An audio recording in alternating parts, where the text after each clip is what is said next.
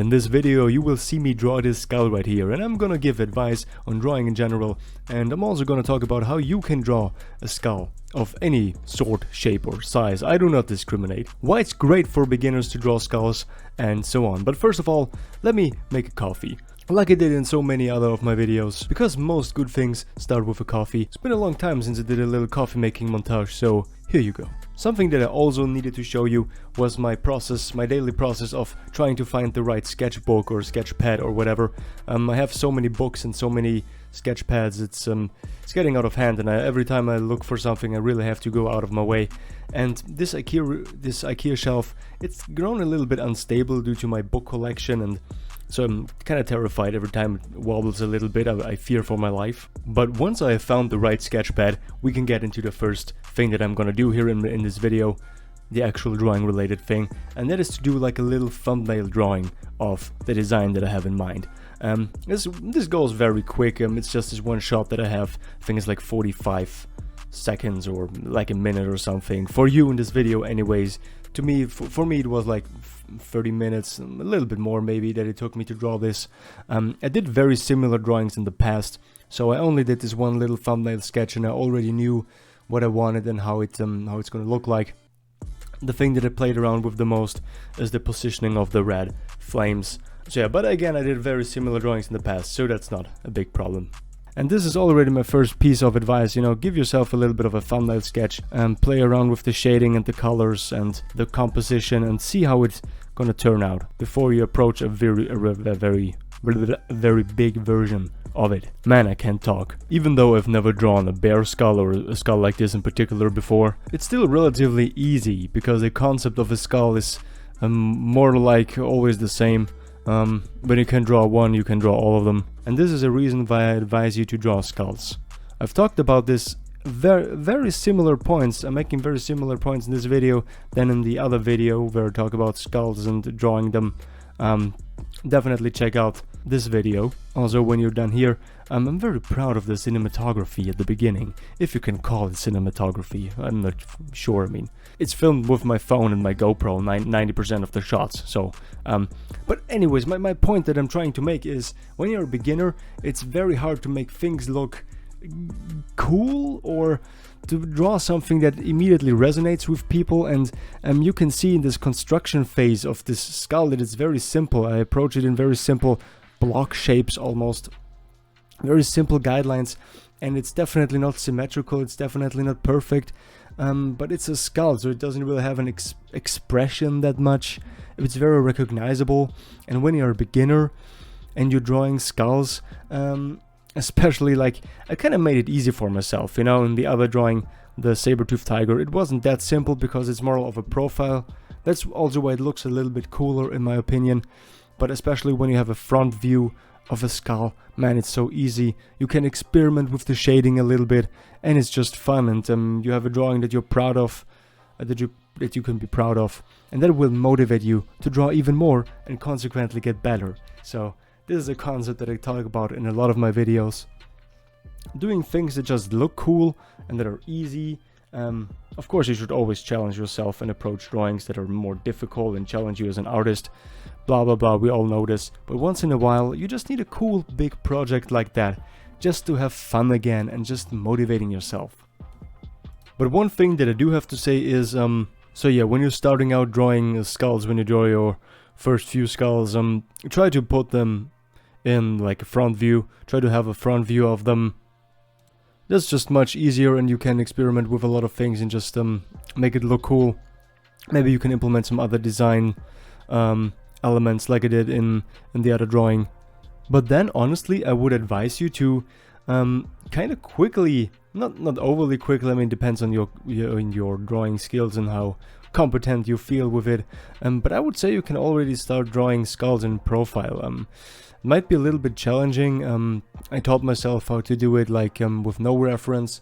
I can do it now with just straight from memory, like a human skull. I'm talking about a human skull, not about some weird animal like a polar bear. But yeah, do that, because that will look much cooler than the front view and will motivate you even more, like I said. But a side profile is actually not that difficult. you have to work a lot with construction lines, and again, that's something that translates to drawing in general. Once you have a good feeling for the construction lines and where things go, everything will be good. So, drawing skulls in perspective.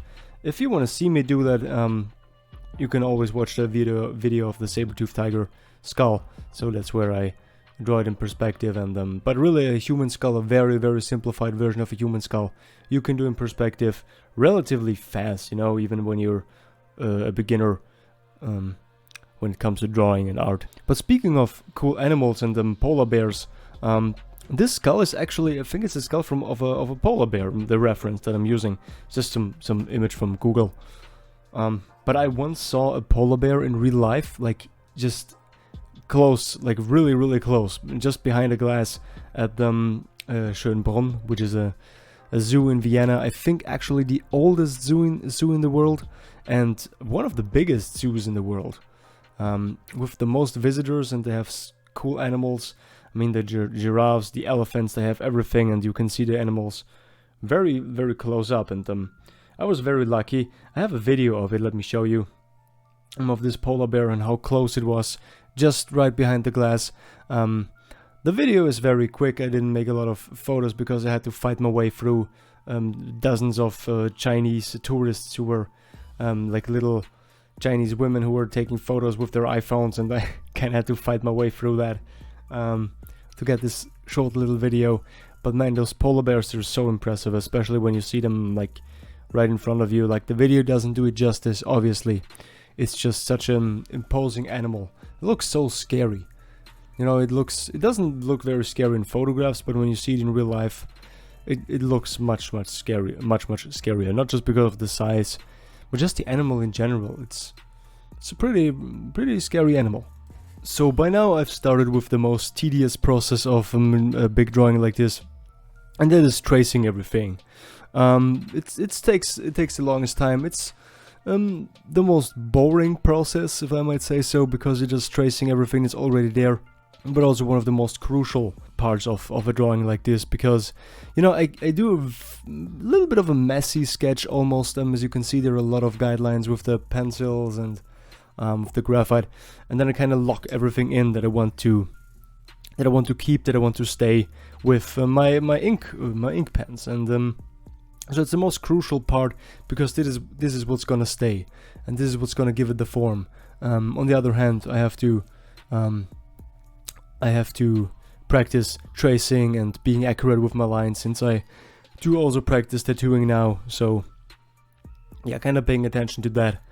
But yeah, after everything is erased, this is what I'm left with. You know, the final look of the drawing. And when that is finished, when the tracing is done finally, and I've decided what parts of the drawing I want to stay in, which are, it also gives you a second chance to change things if you're not happy with the pencil drawing.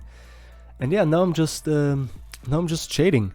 And shading skulls is also so much fun, because you don't need a lot of shading, because they're not white. No skull is truly white. They're like bone colored, obviously. What a surprise. Like slightly yellowish or slightly brownish, but for this drawing I'm just keeping it white, okay? And just shading it a little bit. And the most fun about skulls is that you can just go messy with it. Just maybe you can see that I added a lot of details, like a lot of lines and the shading. I'm not really doing that much of cross hatching, which I usually do. I rather do just short lines, right? You can see it very well in this shot. Just very short lines that are built up on top of each other. They're barely crossing each other, so it's not really cross-hatching. It's more building up. Why am I doing this?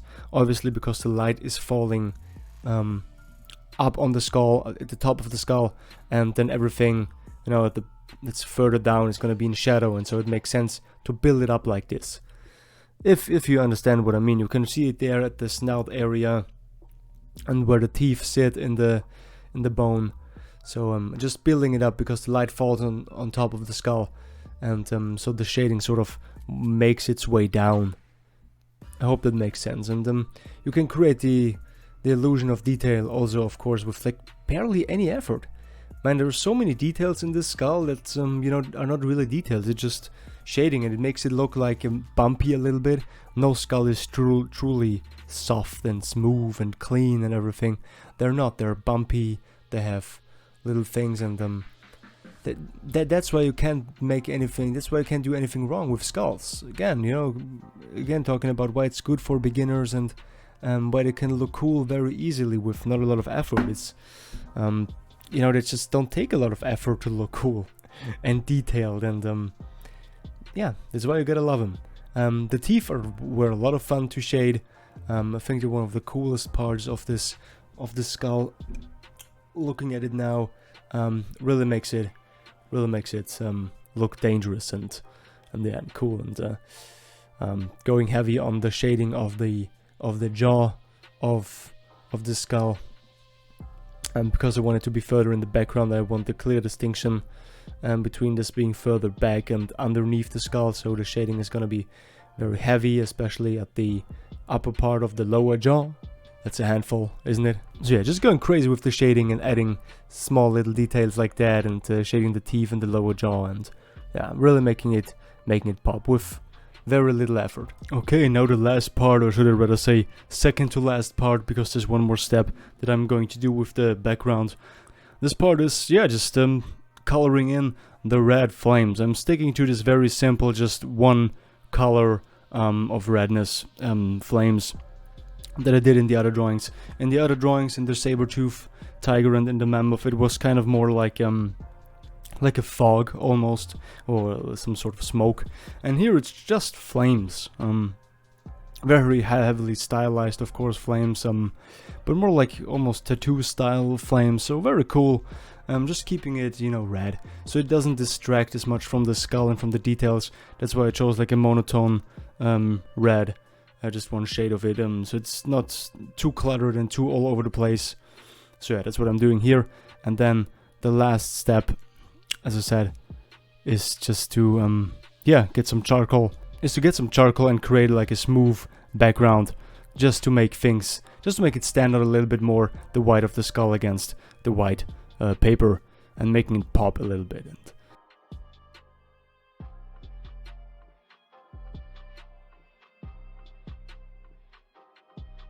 So yeah, that leaves us with the finished product. So yeah, that's it. I hope you've learned something in this video. I hope you like it. Subscribe to the channel, give me the thumbs up if you want to see more. Leave me a comment, and what do you think about this video? What would you like to see? I'm open to suggestions. Next time I will do a tattoo video again, I think. So yeah, follow me on Instagram. I post some things that you don't see on YouTube. So yeah, I hope you liked it. Subscribe to the channel. Thank you so much for watching. Okay, I hope I see you around on the channel. Okay, take care. Bye bye.